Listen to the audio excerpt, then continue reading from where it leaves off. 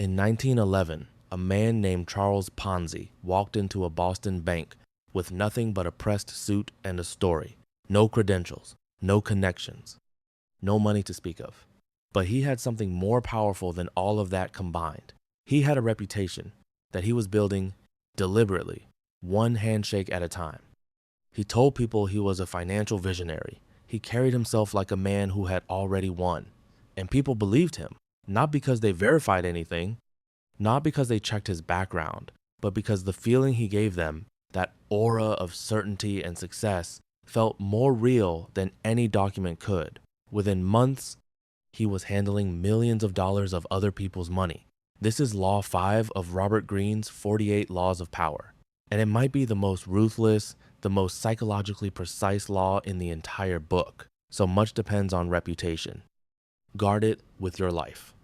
Now, I know what some of you are thinking. Reputation? That sounds soft.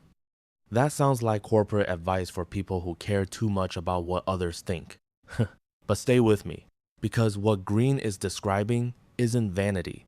It isn't image management. It's something far more primal than that. Reputation is the shadow that walks ahead of you, into every room you haven't entered yet. Think about how human beings actually make decisions.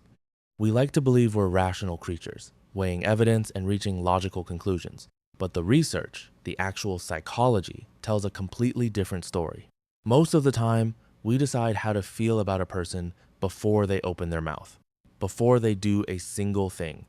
We read their posture, their energy, the way others respond to them, and within seconds, our brain has already filed a verdict. That verdict is based almost entirely on reputation. And here's where it gets dark.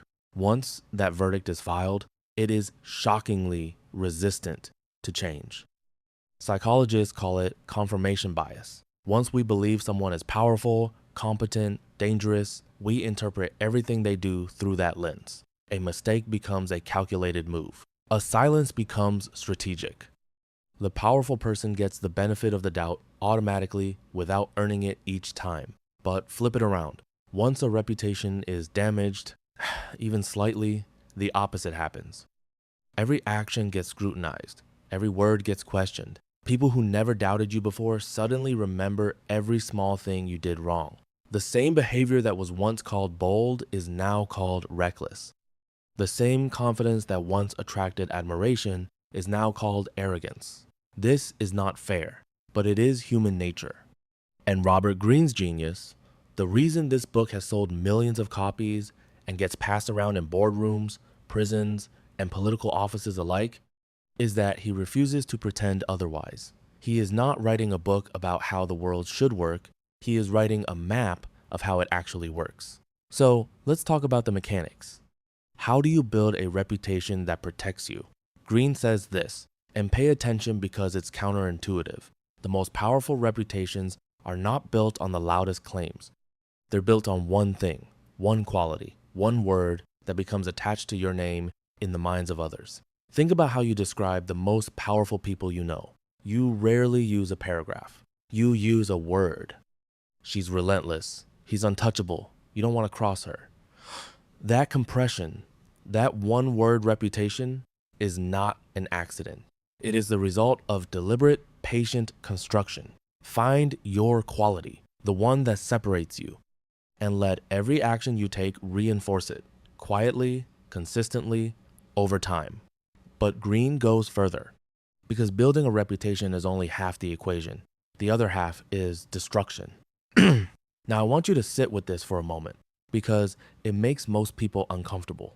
Greene argues, and history backs him up on this completely, that one of the most effective strategic moves available to you is to identify the weak point in your opponent's reputation and apply pressure there, not through lies, not through slander, through the truth that they most want hidden, through the contradiction between who they claim to be and what they actually do.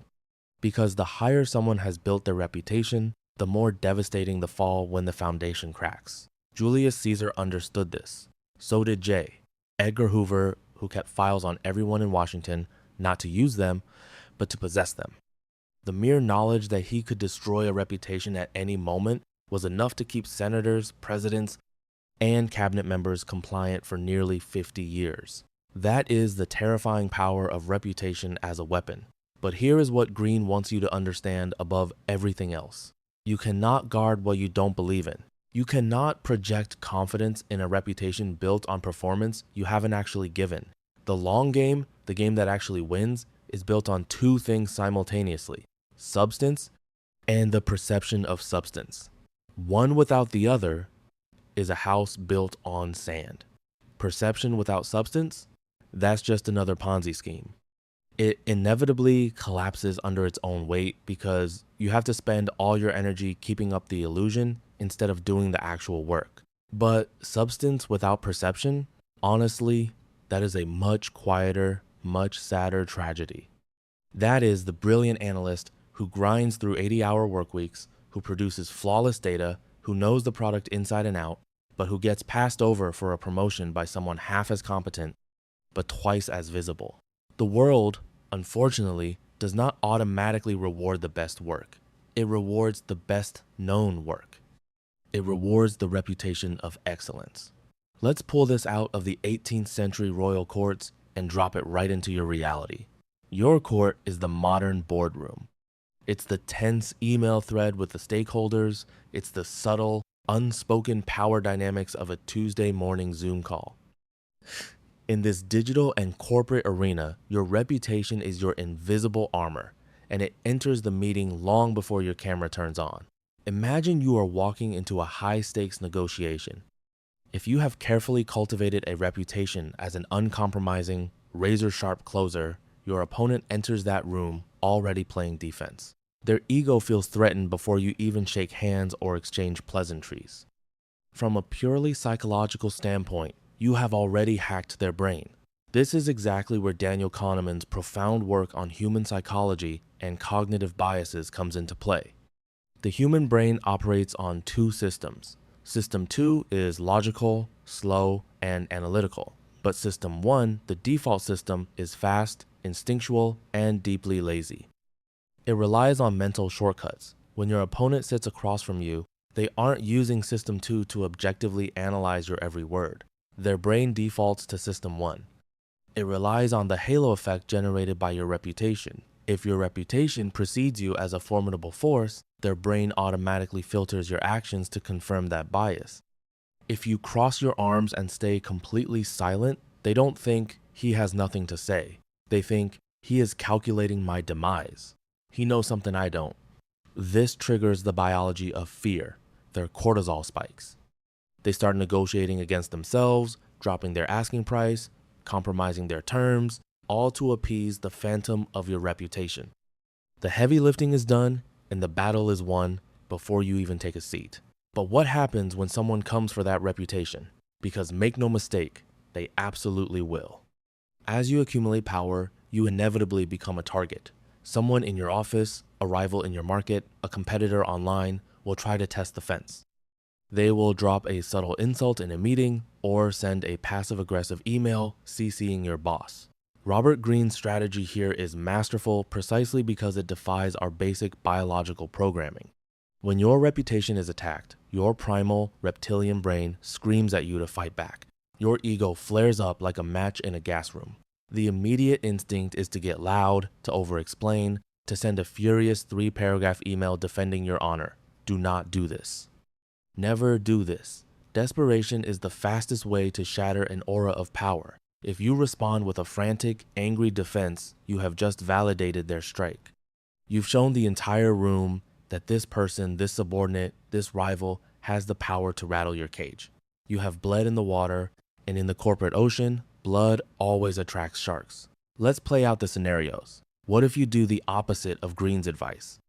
Let's say a colleague tries to undermine your strategy in front of the executives. I don't think your projections are realistic at all, they say, smirking. The amateur, the prey, scrambles. They open their laptop, frantically searching for the Excel sheet, their voice cracking. No, wait, look at row 42. I can prove it. I ran the numbers twice. It's pathetic. Even if the numbers are mathematically perfect, the psychological battle is lost.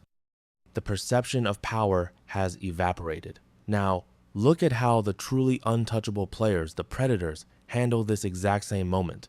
They don't defend, they deflect. They use a weapon far more devastating than anger. They use calculated indifference. The master of the game hears the insult. They pause. They let the silence hang in the room just a second too long, shifting the discomfort onto the attacker. They hold eye contact without blinking. And then, with a calm, almost bored voice, they say, "That's an interesting perspective, John. Anyway, let's get back to the actual objective of this quarter." Do you feel the massive shift in power there? You didn't just survive the attack. You completely neutralized it. You subtly framed your attacker as a petty distraction, a child throwing a tantrum, while you are the visionary adult steering the ship. You protected your fortress, and you never even drew your sword. But Greene doesn't just teach defense. Building and guarding your reputation is only 50% of the equation.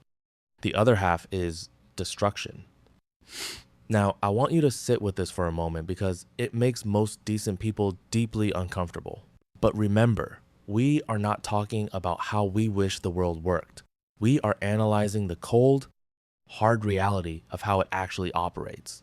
One of the most devastating strategic moves available to you is to identify the structural weak point in your opponent's reputation and apply relentless pressure exactly there. How does a predator hunt? They look for the limp, they look for the gap in the armor. You do not destroy a rival through cheap lies or obvious slander. Slander is messy and desperate.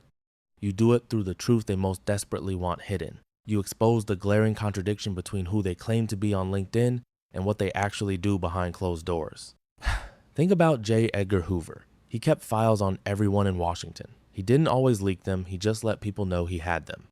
The mere perception of his power to destroy reputations kept presidents compliant. If a rival in your space has built their brand on being a collaborative team player, you quietly expose the fact that they steal all the credit from their juniors.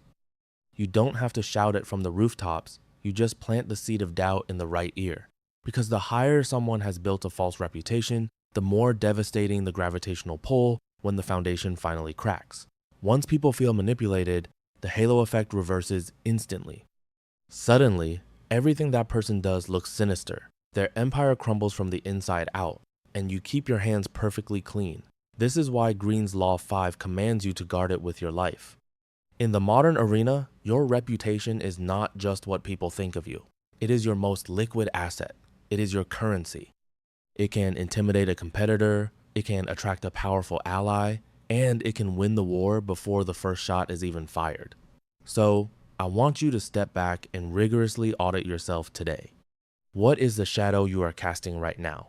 What is the exact one word people use when the Zoom meeting ends and you log off?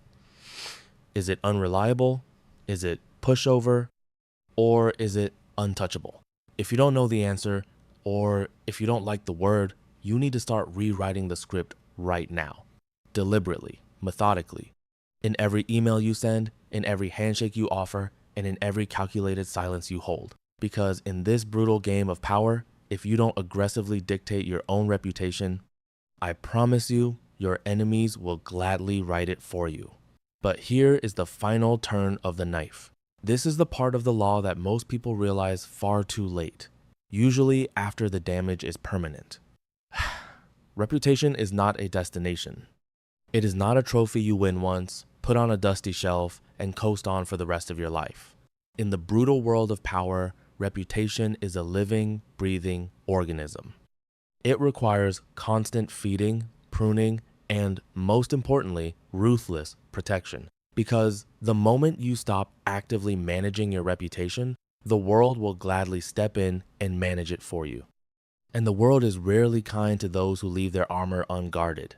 This brings us to a vital psychological principle you must master to survive the long game. Daniel Kahneman, the godfather of behavioral economics, describes a cognitive bias called the availability heuristic.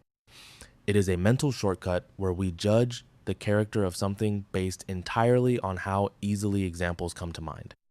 Our brains do not act like objective historians. They act like sensationalist journalists. Think about what this means for your reputation. If you spend a decade building a stellar reputation for being unflappable, but you make one very public, emotional mistake, that mistake instantly becomes the most available piece of information in people's minds. It does not matter if you had 10 years of flawless execution before that exact moment. Because the human brain prioritizes the vivid and the recent. That single failure has the power to retroactively rewrite your entire history. Imagine a highly respected CEO, 10 years of calm leadership, but one day, during a stressful Zoom call, they completely lose their temper and belittle a junior staff member. Kahneman's availability heuristic takes over. No one remembers the 10 years of calm, they only remember the 60-second meltdown. Suddenly, all their past behavior is reinterpreted as manipulative, and the meltdown is viewed as their true colors.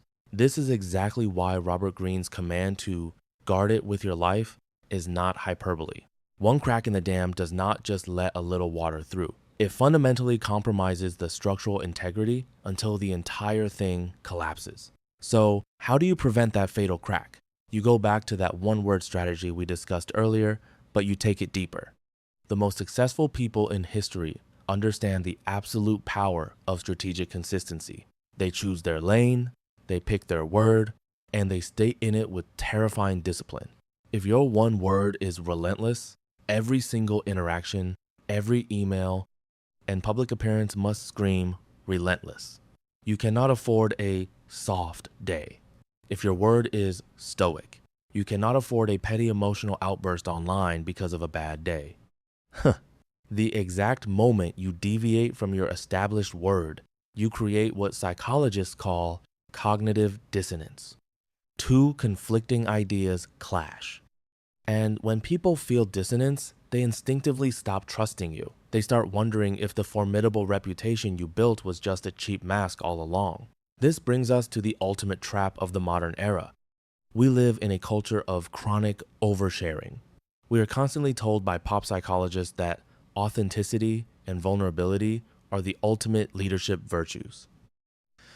But Greene would argue that pure authenticity is often a trap designed for the powerless. Power requires a degree of distance. It requires a halo of mystery. When you broadcast your deepest insecurities, your morning routine, and your minor frustrations to the world, you aren't being relatable. You are just being transparent. And transparency is the mortal enemy of the aura. You are humanizing yourself to the point where the heavy, intimidating reputation you worked so hard to build loses its gravitational pull. You trade your long-term power for short-term likes. Think about the modern mirror of the digital world. Your reputation is no longer just what the person across the boardroom table thinks of you. It is your digital footprint and the third-hand stories told in professional Slack channels. In our current landscape, your reputation is a digital ghost traveling at the speed of light. If you are not aggressively curating that ghost, feeding it the specific narrative you want it to carry, you are leaving your most valuable asset to absolute chance. And in the game of power, chance means failure. Now, let's talk about the exit, because how you leave a room or a job is almost always more important than how you entered it. Kahneman identifies another massive cognitive bias known as the peak end rule.